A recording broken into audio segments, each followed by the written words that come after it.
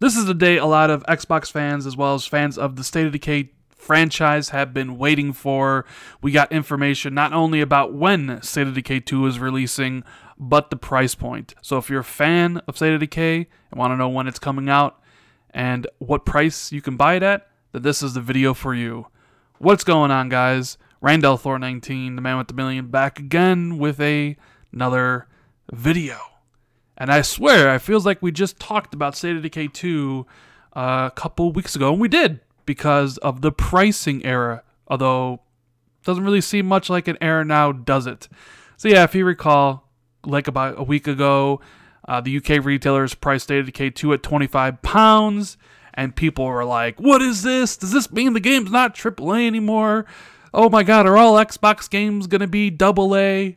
Well, I don't know about to answer that question because I haven't played State of Decay 2 yet. But if you're interested in the pricing and the release date, here you go. So State of Decay 2, as announced on IGN, and it'll be an IGN first for the month of March. It is releasing on May 22nd, and it will be available for the price point of $29.99 for the Standard Edition and $49.99 for the Ultimate Edition. Now, if you watch my videos, if you watch the pricing error one, I did say that the price error that the UK outlets put, I thought that was going to be the case, because I didn't really see a situation where suddenly they all did it at the same time. I thought there was kind of some smoke behind the fire, and it looked like I was right on that, but I always kind of err on caution. I said, yeah, it could have been a price error, but I heavily, lean towards it being correct. But of course, if you watch my prediction video for Xbox titles for 2018, well, you'll know that I once again predicted the right release date for State of Decay 2. So I'm 2 for 2 this year, baby. Woo! 2 for 2. I got the Detroit Become Human release date completely right. And once again, I have the State of Decay 2 release date 100% correct. Check out that video if you want to see when the rest of Xbox's lineup is releasing this year, if you want to get a little bit of a, inside tracks, so to speak. Feels good to get the release dates right when you do these sort of predictions, right? So, what can you expect for $30, and what are you going to get for your $49.99, okay? So, the Ultimate Edition, as we all know, Xbox likes to do these Ultimate Editions. They did one for Forza. They did one for Halo Wars. They do it for a whole bunch of their games. Kind of weird, though, that they don't have one for Sea of Thieves. I wonder why. But so, the Ultimate Edition will include early access to State of Decay 2 on May 18th, so you get it 4 days early. And you also get a free copy of State of Decay Year 1 Survival Edition, as well as the Independence Pack and the Daybreak Pack DLCs, which don't have a current release date. So you have basically 3 options to play this game, or pay for this game, rather. You can get it regularly for $30. You can buy the Ultimate Edition for $50 and play it early. Get access to State of Decay 1 as well as some of the DLC for State of Decay 2. Or you can play it with Xbox Game Pass for $10 a month. Now, IGN did ask Aaron Greenberg about the lower than expected price, and this is what he had to say. He said, our goal is to build a long-term relationship with the State of Decay community and to foster deeper experiences with the franchise. We believe State of Decay 2 accomplishes this goal by immersing fans in the ultimate zombie survival fantasy. And we want to give more players the opportunity to join in and experience this unique game. And State of Decay 2, as most Xbox exclusives, will be an Xbox Play Anywhere title, so if you buy the Xbox version, you'll get the PC version, or vice versa.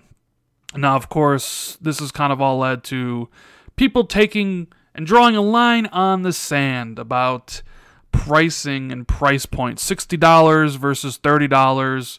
What is AAA versus what is AA?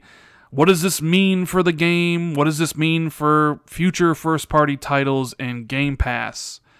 And that's really hard to gauge. Now, we know that State of Decay 1 was a $19.99 game, so it was $20. It was an indie arcade title, an XBLA. But this one seems to be bigger. We know there's 3 maps, and each map is basically the size of the entirety of the maps in State of Decay 1. We know that this game also is 4-player co-op, which the first game didn't have.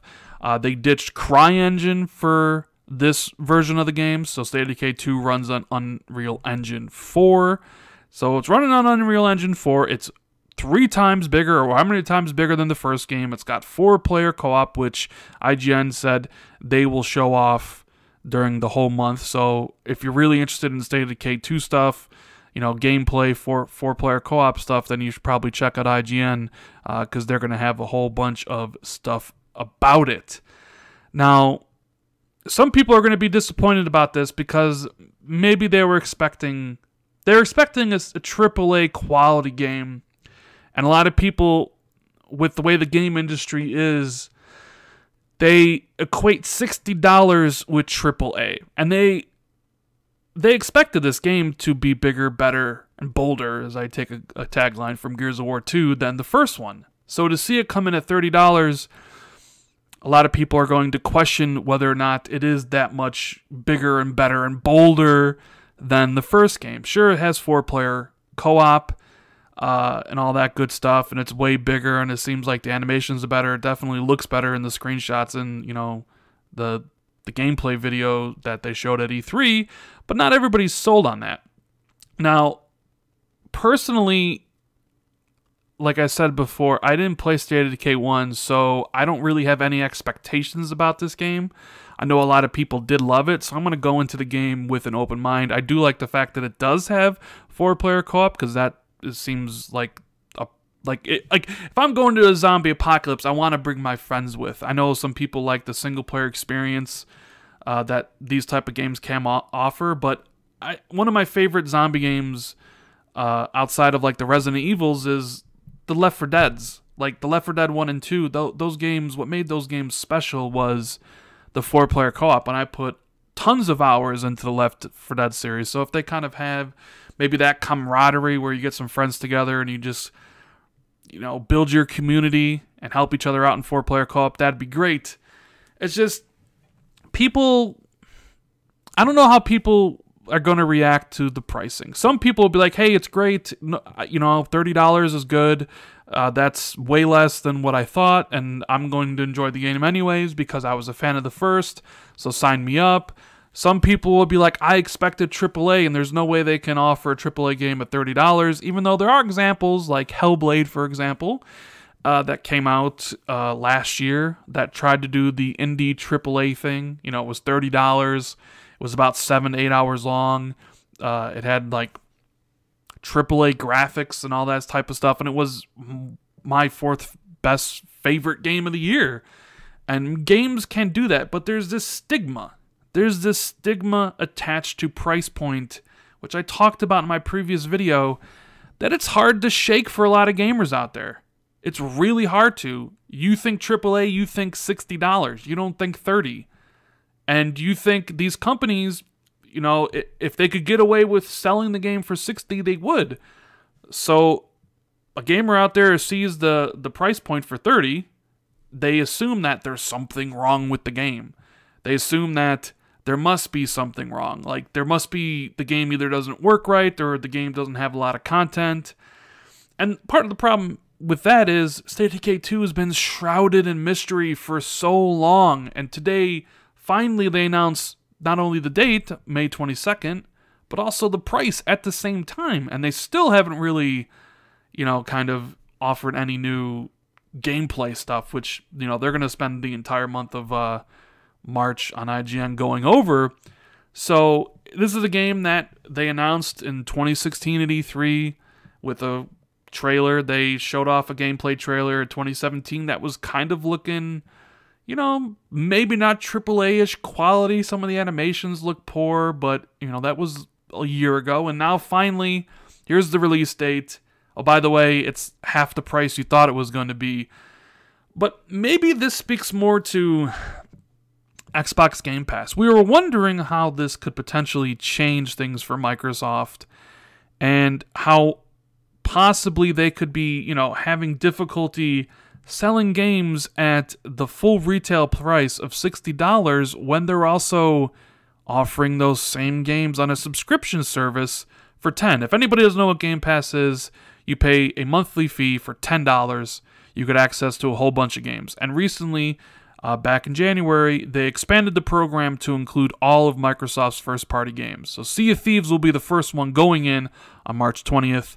State of Decay 2 will be the second one going in on May 22nd, and then whenever Crackdown and whenever the rest of the first-party games come out. And one of the things I talked about in the original video I did about that was, how is Microsoft going to be able to sell these full-priced AAA games at $60 in GameStops and Best Buys and Amazons when you have an option on the console itself to play the game day one for $10? This wouldn't be much of an issue if it was like 5 months later, but it's literally day one. So we know Sea of Thieves is $60.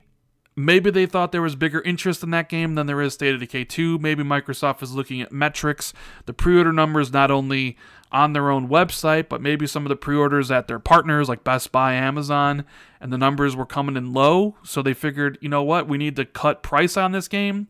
And realistically, we're going to make more money with subscriptions than we were ever selling this game retail. So is this a glimpse into the future of their pricing structure of first-party games going forward? And of course, not all of them. If Sea of Thieves can get away at $60, then you damn well know something along the lines of Halo 6 and Gears of War 5, the big boys, probably even the Forzas, can get away at $60 as well as like limited editions that have, statues and things of that nature. They could probably sell those for even more.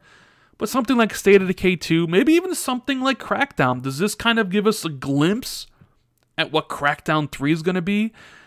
Is Crackdown 3 going to come out, I predicted August, at $30? Is this a way for Microsoft to try to entice more people to buy it retail? I don't know.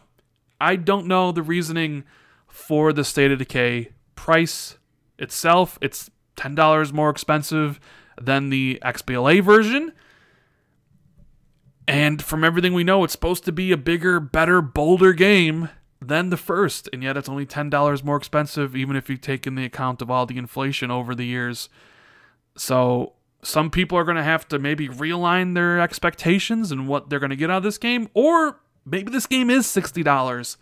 But Microsoft saw the numbers coming in and thought they wouldn't sell a lot of copies, so they had to cut price on it. I don't know.